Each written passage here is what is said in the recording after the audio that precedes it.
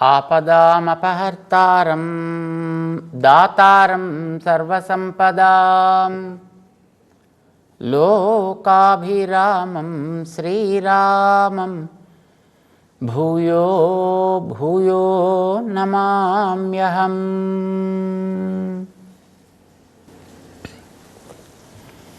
జై శ్రీమన్నారాయణ. ప్రియ భగవద్బంధువులారా,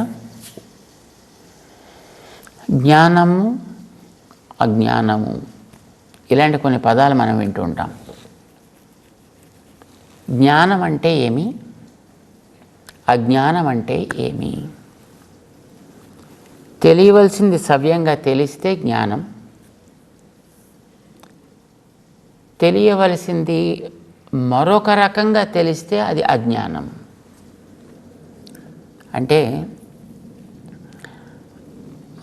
నిజానికి ఈ లోకంలో మనం ఎవరం కూడా మన ఇష్టం వచ్చినట్టు పని చేయట్లేదు, స్వతంత్రులం కాం.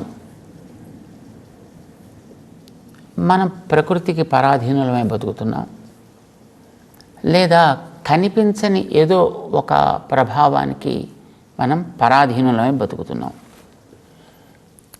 ప్రకృతికి పరాధీనత అంటే బయట ఏర్పడేటటువంటి ఎండ, వాన, గాలి, చలి, ఎండ, సో ఇవన్నీ ప్రకృతిలో ఉండేటటువంటివి. ప్రకృతిలో దొరికేటటువంటి ఆహారాలు, ఆకులు, అలములు, ధాన్యాలు, పప్పులు, ఉప్పులు, కాయలు, పండ్లు, ఇవన్నీ ప్రకృతిలో ఉండేవి. వాటి మీద ఆధారపడే మనం బతుకుతున్నాం. అలా మనం గమనించినప్పుడు మనం మన ఇష్టం వచ్చినట్టు బతకటం లేదు. అంటే మన స్వతంత్రులము కాము, మనం పరతంత్రులం. పరతంత్రత అంటే ఇతరుడెవడో నడిపించినట్లు నడవటం అని అర్థం. మన స్వాధీనంలో ఉన్నామా, లేదు పరాధీనంగా బతుకుతున్నాం. రెండు పదాలు, ఒకటి స్వతంత్రత, స్వాధీనత, రెండు పరతంత్రత, పరాధీనత. ఈ పదాలు మనకు కొంచెం జ్ఞాపకం ఉండాలి, అవసరం వస్తాయి ఎప్పుడైనా. పరాధీనత, స్వాధీనత. స్వాధీనత అంటే తన ఆధీనంలో తాను ఉండగలగడం. మనం మన ఆధీనంలో ఉన్నామా ఒకసారి గమనించుకుందాం. ఉన్నామని మనం అనుకుంటున్నాం కానీ కాదు. ఇప్పుడు గుండె కొట్టుకోవడం మన ఆధీనంలో లేదు, అది ఎలా కొడుతుంటే మనం అలా బతుకుతున్నాం అంతేను. అది ఎక్కువ కొడుకుంటుంటే డాక్టర్ గారు దగ్గర వెళ్ళి, డాక్టర్ గారు హై ప్రెషర్ అండి అంటున్నాం. అది ఎప్పుడైనా లోపల దిగిపోతే డాక్టర్ గారు లో ప్రెషర్ అండి అంటున్నాం. మన ఆధీనంలో లేవు మనం, ఏదో ఒక దాని ఆధీనంలో ఉన్నాం. అది అలా ఎందుకు కొట్టుకుంటోంది అని మనకి ప్రశ్న కాదు ఇప్పుడు. కానీ మన ఆధీనంలో అయితే లేదు, అంతవరకు మనకు తెలుసు. గాలి పీల్చి వదిలేటటువంటి ప్రవృత్తి మన ఆధీనంలో లేదు, మనం దాని ఆధీనంలో ఉన్నాం. అంటే మన స్వాధీనంలో లేవు, పరాధీనమైన బ్రతుకు మనందరిది. ఆ పర అంటే ఎదట అని అర్థం, ఎవడో ఏదో. ఆ ఎదటిది ఏది అనే దాని మీద సరే రకరకాల ప్రశ్నలు, రకరకాల సమాధానాలు. కానీ ఇంతవరకు అయితే పక్క మన ఆధీనంలో అయితే మనం లేము. ఒకటి, పోనీ మనం అనుకున్నట్లుగా మనం నడవగలుగుతున్నామా అంటే లేదు. శరీరం పెరుగుదల దగ్గర నుంచి ఆరంభం చేస్తే దేహంలో ఉండే అవయవాల యొక్క ప్రవృత్తుల దగ్గర నుంచి మనం చూస్తే మనం నడిపినట్టుగా నడవటంలా. నేను నడిపినట్టు నడవటము అంటే స్వతంత్రము అని అర్థం. స్వతంత్రము. నేను నడిపినట్టు నడవట్లేదు, ఏదో నడిపినట్టు నడుస్తున్నాం అంటే అది పరతంత్రము అని అంటారు. మనమెవరం స్వతంత్రులం కాము. అప్పుడప్పుడెప్పుడో దెబ్బలాడేటప్పుడు, ఇతరుల మీద దెబ్బలాడేటప్పుడు స్వాతంత్ర్యము నా జన్మ హక్కు అని ఇలాగా మనం దెబ్బలాడినా అది ఏ రకమైన స్వాతంత్ర్యం? అది రాజకీయమైనటువంటి ఒక స్వాతంత్ర్యం అది. అంతేకాని మనని మనం చూసుకోగలిగితే, ఒక్కసారి మన దేహం దగ్గరికి వచ్చి మనం చూసుకోగలిగితే ఇందులో ఏది మనం నడిపినట్టుగా నడవట్లే. కొంతవరకు మనకు ఉండేటటువంటి కర్మేంద్రియాలు అంటే మన చేతులు, కాళ్ళు, పొట్ట, మెడ, తల ఇవన్నీ ఏదో మనం కాస్త వ్యాయామం లాంటివి చేస్తే, యోగాభ్యాసం లాంటివి చేస్తే, ఏ జిమ్కో పెడితే దీంతో పనిచేయడం ప్రారంభించేది ఇలా ఉంచాలి, అలా లేవాలి, అలా ఉంచాలి, కొంతవరకు అదేమైనా చేయగలుగుతున్నామేమో. కానీ లోపల నుంచి జరిగే ప్రవృత్తుల్ని మనం చూసినట్లయితే ఇవి ఏవి మనం నడిపినట్టు నడవట్ల. రక్తపు ప్రవాహం లోపల, తిన్న ఆహారపు ప్రవృత్తి, జీర్ణ వ్యవస్థ, విసర్జన వ్యవస్థ, ఆలోచన వ్యవస్థ, ఇందులో ఏది చూసినా మన ఆధీనంలో అయితే అవి లేవు, మనం చెప్పినట్టుగా అవి నడవటం లేదు. చాలా సూక్ష్మంగా సింపుల్గా ఉండేటటువంటి ఒకటి చూస్తే మనం ఎప్పుడూ మనం చెప్పుకునేది, మనం చెయ్యి మనం చెప్పినట్టు మనకు విందు. ఇలా వింటుంటే వింటుందండి అని మనం అనుకుంటున్నాం, కానీ ఇలా వెనక్కి కూడా కాసేపు ఇలా అందాం అంటే అది మనం చెప్పినట్టుగా వింటలేదు. అంటే స్వతంత్రత, మనం అనుకున్నట్టుగా నడిపించగలుగుట దీనికి లేదు, ఇక్కడే లేదు. పోనీ తల టక్కుమని ఒక తల రౌండ్ తిప్పొద్దాము అంటే తిరగదు, కొంతవరకు తిరుగుతుంది, తర్వాత మళ్ళీ తిరగదు, కొంతవరకు వెళుతుంది, తర్వాత వెళ్ళదు. ఎందుకు వెళ్ళదు? నాది కదా, అవ్వచ్చు, కానీ అది నీ ఆధీనంలో లేదు, ఎవడో ఆధీనంలో ఉంది. అది నువ్వు నడిపినట్టు నడవట్లే, ఎవడో నడిపిస్తున్నాడు దాన్ని. నీకు కొంతవరకు అవకాశం ఇచ్చాడు. సైకిల్ని ఇలా నడపాలి అని తయారు చేసినాడు నియమం ఇస్తాడండి. హ్యాండిల్ పైకే ఉండాలి, చక్రాలు కిందకు ఉండాలి, నువ్వు దాని మీద ఇట్లా ఉండాలి, ఇలా నడపాలి. హ్యాండిల్ పైకి ఎందుకు పెట్టాలండి? చక్రాలు కిందకి పెట్టాలండి? నేను చక్రాలు పైకి పెడతా, హ్యాండిల్ కిందకి పెడతా. పెట్టచ్చు, కానీ నడవదు. నడపడానికి వీల్లేదు, పెట్టడానికి ఎలాగైనా పెట్టచ్చు. అంటే ఆ వస్తువు తయారు చేసిన వాడు ఎలా పద్ధతి చెప్పాడో అలానే నువ్వు దాన్ని వాడాలి అని అర్థం తప్ప ఇంకో రకంగా నువ్వు వాడలేవు. అంటే నీకు దాని మీద పార్ట్లీ కొంత కంట్రోల్ ఉంది తప్ప టోటల్ కంట్రోల్ అనేటప్పుడు నీ దగ్గర లేదు. వాడు ఎంతవరకు నీకు కంట్రోల్ పెట్టుకోవచ్చును అని పర్మిట్ చేశాడో అంతవరకు మాత్రం నువ్వు దాన్ని చేయొచ్చు. కొన్ని చోట్ల చూడండి, ఈ సైకిల్ నడిపేవాళ్ళు ఆ సైకిల్ కొంత దూరం లేక టక్కన మొదటి చక్రం ఎత్తి అలా వెళ్ళిపోతారు, పర్వాలేదు. ఒక్కొక్క చోట వెనక చక్రం ఎక్కి అలా వెళ్ళిపోతాడు, అలా పర్వాలేదు. కానీ చక్రాన్ని పైకి ఎట్టేసి మొత్తం పూర్తిగా వెళ్ళిపోవడం అనేటటువంటిది వాడికి సాధ్యం కానే కాదు. గడియారంలో ముళ్ళు తిరుగుతుంటాయి, అవే తిరుగుతున్నట్టుగా మనకు అనిపిస్తుంది, కానీ నిజానికి అవి తిరగట్లా. వాటిని ఇలా తిరుగు అని దానికి ఒక పరిధిని మనం ఏర్పాటు చేసి పెట్టాం. మనం అంటే తయారు చేసిన వాడు ఎవడవాడు. నువ్వు ఈ ముళ్ళు నువ్వు ఇలా తిరుగు, ఈ ముళ్ళు నువ్వు ఇలా తిరుగు, ఈ ముళ్ళు నువ్వు ఇలా తిరుగు. దానికి ఏదో ఒక్కొక్క పరిధిని వాడు ఏర్పాటు చేస్తే ఆ పరిధికి లోబడే అది తిరుగుతుంది. ఆ తిరిగే దాంట్లో కావాలంటే ఒకసారి మనం వెనక్కి తిప్పచ్చు, ముందుకు తిప్పచ్చు, దాన్ని ఒకసారి వేగం పెంచవచ్చు, ఒకసారి వేగం తగ్గించవచ్చు. అలాంటివి మనం చేయగలం తప్ప పూర్తిగా మార్చేయలేం మనం. అదే పద్ధతి ప్రకారం మన శరీరం దగ్గర ఒకసారి మనం చూసుకున్నా ఇది మన ఆధీనంలో లేదు, ఎవడో వెనకాతలించి తన ఆధీనంలో పెట్టుకున్నాడు.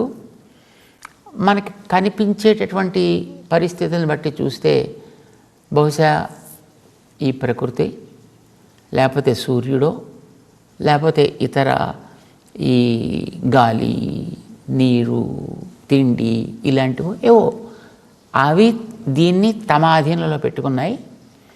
ఆ ఆధీనంలో అవి నడిపించ దానికి అవసరమైనటువంటి శక్తిని అవి ఇస్తుంటే అవి ఏర్పాటు చేసిన పరిధి ప్రకారం నువ్వు దీంట్లో కూర్చుని నా అధీనంలో ఇది ఉన్నది అని అనుకుంటున్నావు.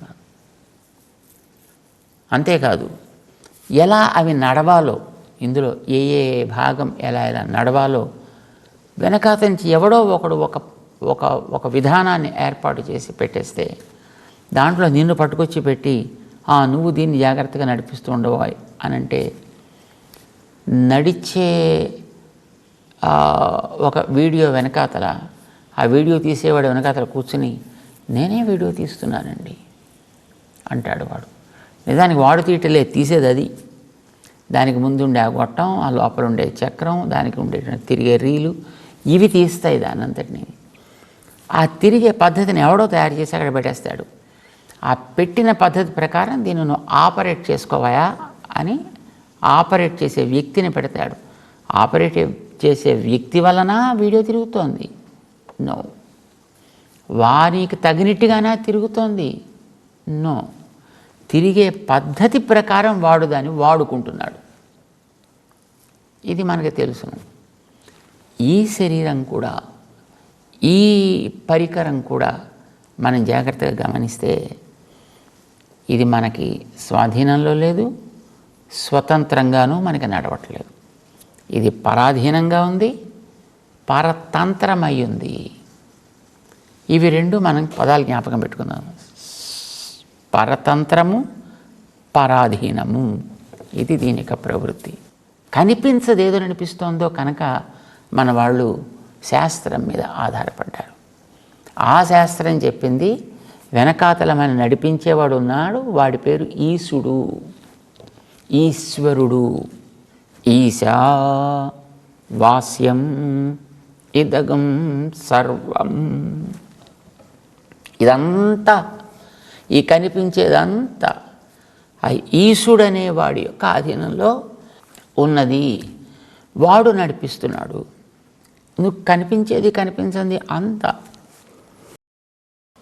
ఎవడు ఆ ఈశుడు? దీని మీద రకరకాల చర్చలు జరిగాయి. కొంతమంది దాన్ని ఆకాశం అన్నారు, కొంతమంది దాన్ని జ్యోతిష్ అన్నారు, కొంతమంది దాన్ని బ్రహ్మ అన్నారు, కొంతమంది దాన్ని ఇదో ఇంద్ర అనే పేరుతో చెప్పారు. ఇలాగ రకరకాల పేర్లు చెప్పారు.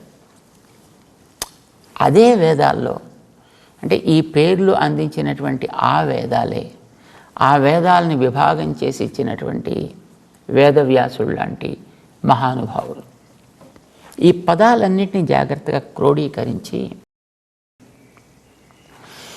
ఈ పదాలన్నీ ఒక్కొక్క అర్థాన్ని చెబుతాయి. అందులో బ్రహ్మ అంటే బాగా పెద్దది, అదేదో పెద్ద తత్వం, పెంచే తత్వం. ఇంద్ర సంపదలిచ్చే తత్వం. ఈశ నడిపించే తత్వం. జ్యోతి ప్రకాశింపచేసే తత్వం. ఆకాశ అంతటా ఆవరించి ఉండే తత్వం. ఇలా రకరకాల పేర్లు పెట్టారు దానికి. అది ప్రాణ, ఇది కూడా ఒక పేరు ఉంది. ప్రాణ అని కూడా ఒక పేరు. ప్రాణ అంటే అది బాగా శక్తినిచ్చేది. అది ఈ పదాలన్నీ ఏదైనా ఒక రూపాన్ని మనకు చూపిస్తాయా, లేకపోతే ఒక శక్తి విశేషాన్ని చూపిస్తాయా అంటే, పదాలన్నీ ఎక్కడికి చేరి పర్యవసిస్తాయి అనేదాన్ని చెబుతూ, ఇవన్నీ నారాయణ అనే చోట పర్యవసిస్తాయి అని చెప్పాయి.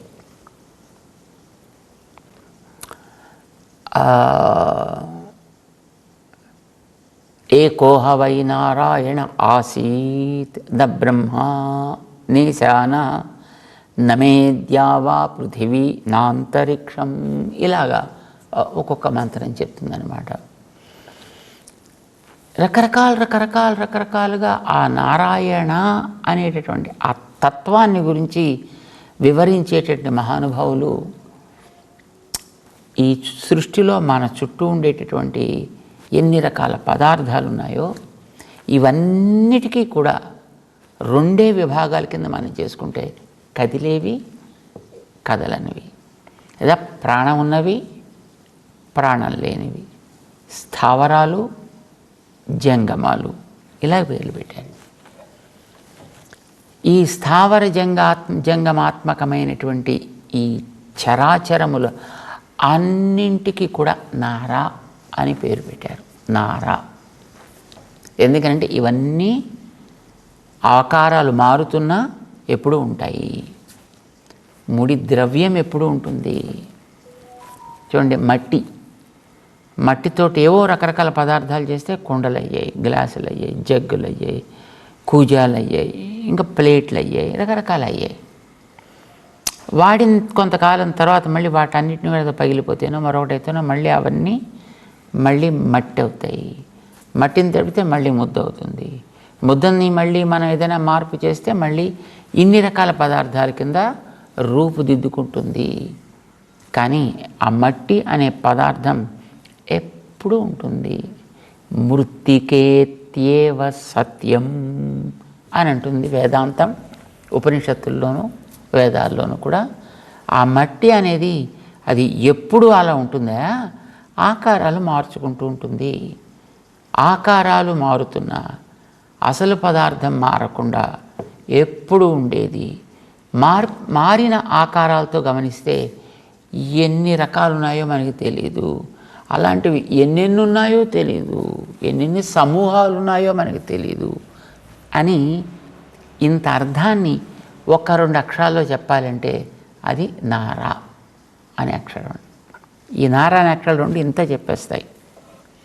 అయితే ఈ పదార్థాలన్నీ ఏదో వెనకాతల ఒక తత్వం ఉంటే ఆ తత్వం మీద ఇది ఆధారపడి ఆ తత్వం నడిపించినట్లుగా ఇవన్నీ నడుస్తున్నాయి. కనుక ఆ తత్వానికి ఏం పేరు పెట్టచ్చు అంటే వీటిని నడిపేది, వీటికి ఆధారమైనది, వీటికి ఆధారమై ఉన్నది, వీటికి లోపలుండి బయట ఉండి నడిపేది. ఈ అర్థం చెప్పాలంటే అయన అనే పదం వాడాలంటే సంస్కృతంలో.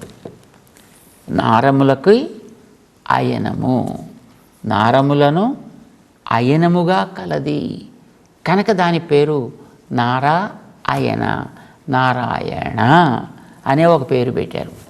ఈ నారాయణ అనేటటువంటి తత్వమే మొత్తం ఇంతటిని నడిపిస్తోంది, ఇన్నిటికీ ఆధారమై ఇన్నింటి లోపల ఉంది.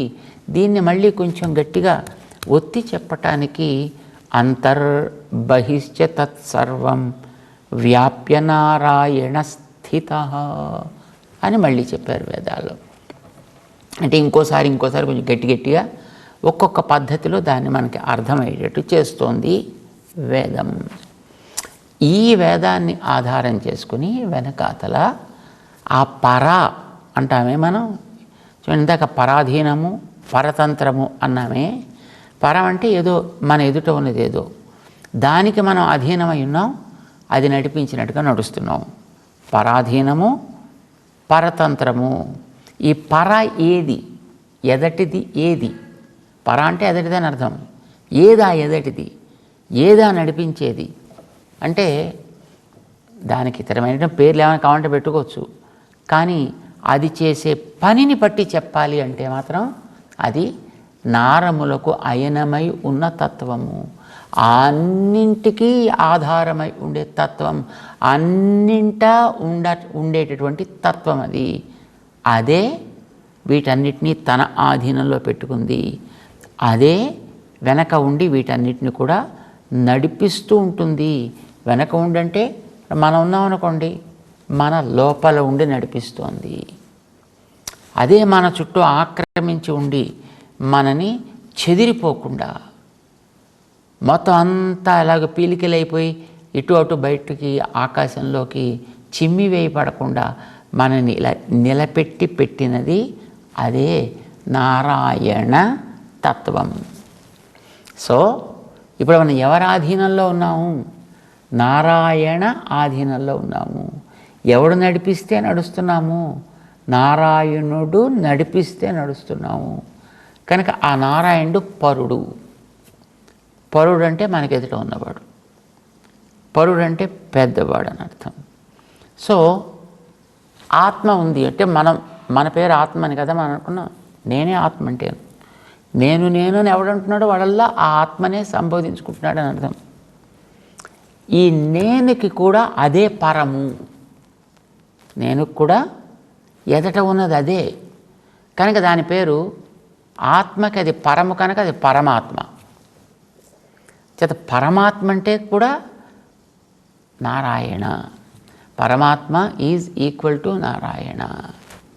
పరమాత్మ is equal to supporter of this entire universe, controller of this entire universe and commander of this entire universe.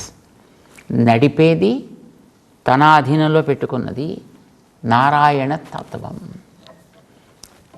ఇది మనకి తెలిస్తే దాని ఆధీనంలో మనం ఉన్నాము అని జ్ఞాపకం పెట్టుకుని మనం చేసేదల్లా వాడి యొక్క ఆజ్ఞా పాలన.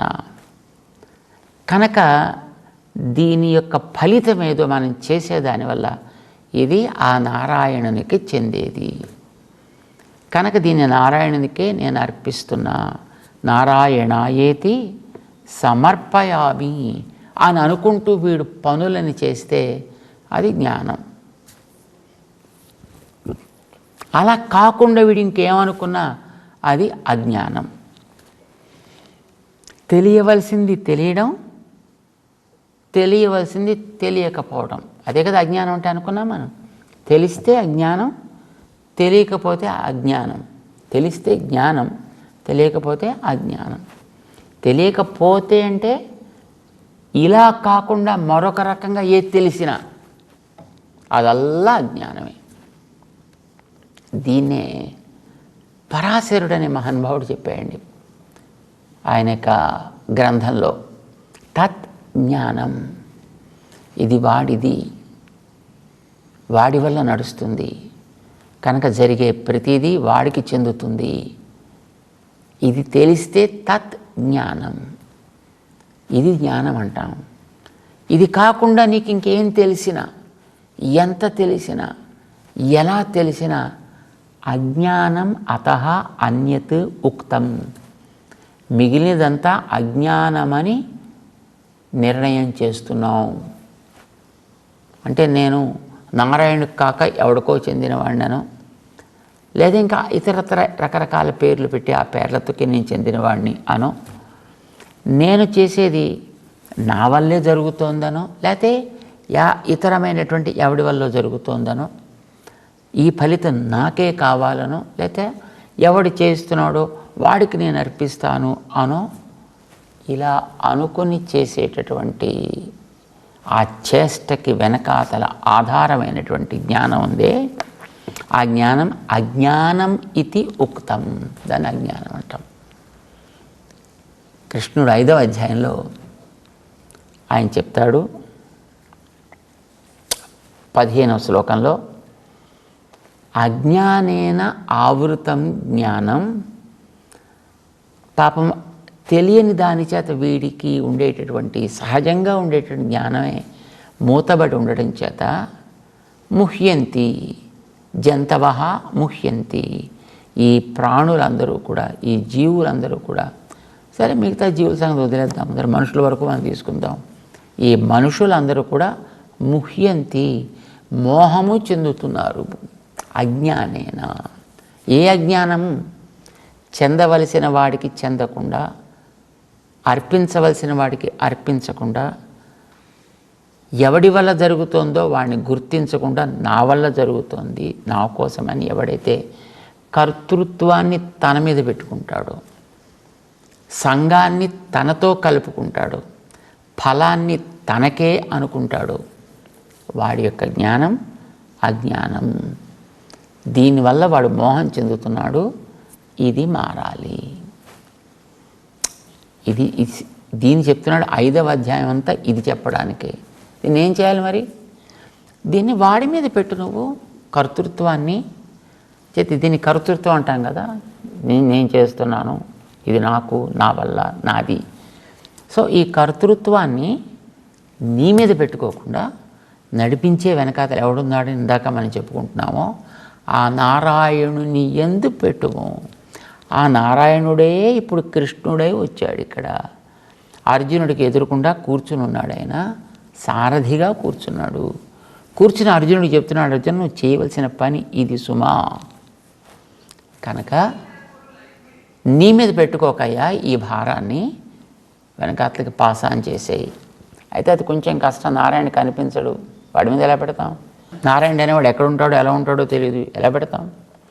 అంచేత కనిపించే దాని దగ్గర నుంచి వెనక్కి తీసుకెళ్ళడం ప్రారంభించాడు. ముందర బ్రహ్మణ్యాధాయ, శరీరం మీద పెట్టు. కనిపించే శరీరం కదా, దాని మీద పెట్టు, నీ మీద పెట్టుకోకు. మనస్సు మీద పెట్టు, నీ మీద పెట్టుకోకు. ఎందుకంటే వెనకాల నుంచి నడిపిస్తోంది. లేదా గతంలో ఉండేటటువంటి ప్రాచీన వాసన వల్ల నువ్వు పనిచేస్తున్నావు అంటే శుభ్రంగా వాటి మీదనే పెట్టు. ఇవేవి పనికిరానివి అని అనుకుంటే వీటికి వెనకాతలు ఉండేవాడిని నేను కనుక నా మీద పెట్టు అని చెప్పాడు 5వ అధ్యాయంలో.